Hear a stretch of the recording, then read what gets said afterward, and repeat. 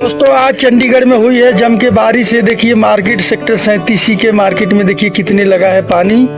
देख रहे हैं ना, इतनी बारिश हुई है। ये शाम को बारिश हुई है, बहुत अच्छी बारिश हुई है चंडीगढ़ के अंदर में। और बारिश देख के तो अच्छा लगता है, बहुत बढ़िया है। क्योंकि गर्मी बहुत था दोस्तों, इसीलिए बारिश होना जरूरी था। तो सावन महीने में बारिश होना जरूरी था, हो गया बारिश। बहुत अच्छा लगा बारिश देख के। और ये चंडीगढ़ की मार्केट है। आपको कैसा लगता है ये वीडियो? अच्छा लगता है तो लाइक करें, सब्सक्राइब करें, शेयर करें और कमेंट करें। कमेंट बॉक्स खुला हुआ है आपके लिए।